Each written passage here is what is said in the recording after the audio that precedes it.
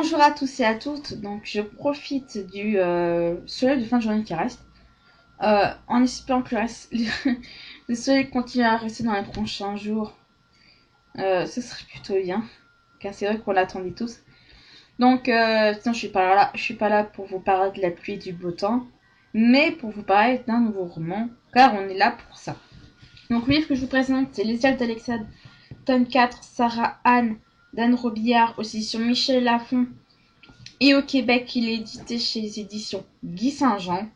Donc je vais vous mettre la couverture québécoise pour les curieux.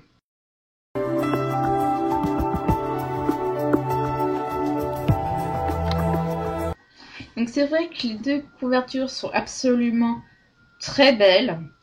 C'est vrai que j'aime aussi bien la version québécoise, mais j'ai la petite préférence pour celle de la nôtre, c'est-à-dire la française.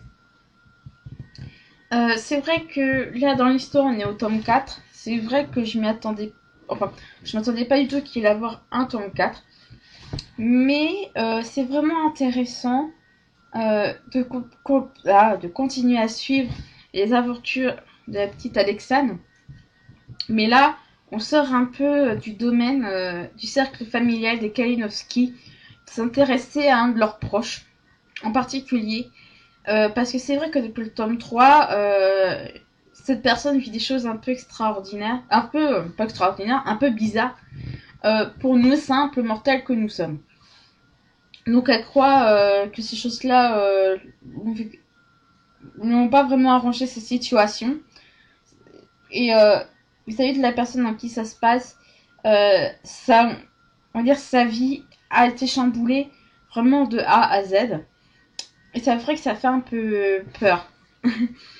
Donc c'est vrai que dans ce tome-là aussi, non seulement il y a ça, c'est de la personne, et la jeune Alexandre rencontre la petite Sarah Anne. Donc vous avez sur la couverture, donc il y a une petite amérindienne.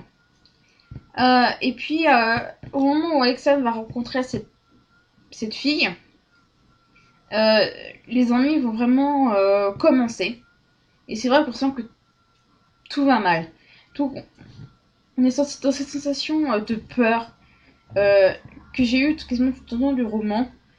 Je me suis dit vraiment jusqu'où ça va se terminer, jusqu'où l'action va-t-elle nous mener, jusqu'où l'histoire va-t-elle nous mener.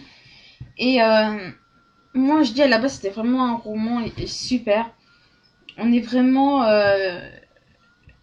on s'ennuie pas. On est vraiment à se dire comment ça va se finir, comment ça va se passer.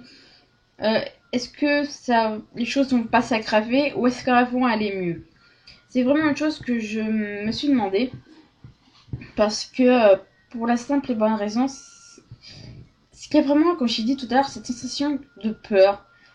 Qui est vraiment, je pense, peut-être un point dominant. De peur, de se dire, si on fait pas quelque chose, ça va mal. Et c'est vraiment ça qui est vraiment intéressant dans ce livre. Puis aussi, on découvre toujours de nouveaux personnages, donc la petite Sarah Anne. Donc je suis tombée sur son charme. Même si elle a un rôle à jouer, comme n'importe quel personnage. Hein. Chaque personnage a son rôle à jouer. Et c'est ça qui est vraiment intéressant. Je veux dire, on sait que telle ou telle personne euh, doit faire ce qu'elle peut vis-à-vis de ses compétences. Comme on l'a suivi dans les tomes précédents, par exemple vis-à-vis d'Alexandre et de sa famille. On est toujours dans comme pour Alexandre, on a toujours vis-à-vis des autres personnages une envie de continuer, une envie d'en apprendre plus. Et c'est ça qui était vraiment génial. Alors, vu comment la fin se termine, je ne vais pas vous dire comment ça se termine, mais je me dis, je suis mitigée. Je me dis, on en parlait avec une amie, voilà, elle pense qu'il n'y aura pas de tome 5.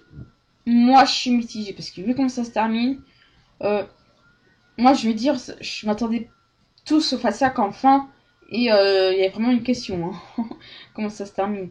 Mais c'est vraiment quelque chose d'assez émouvant. Je n'ai pas pu lâcher prise. C'est vraiment quelque chose d'assez intéressant. Anne Robillard nous laisse toujours dans son monde, dans son petit univers. Et elle nous fait partager vraiment quelque chose d'incroyable. Alors, non seulement c'est vrai qu'on voyage un peu, mais on reste sur place. C'est-à-dire, on voyage, mais on est toujours au même endroit. Ça fait un peu bizarre, mais c'est vraiment quelque chose d'assez incroyable. Donc les couvertures, comme je dis, elles sont toutes très belles.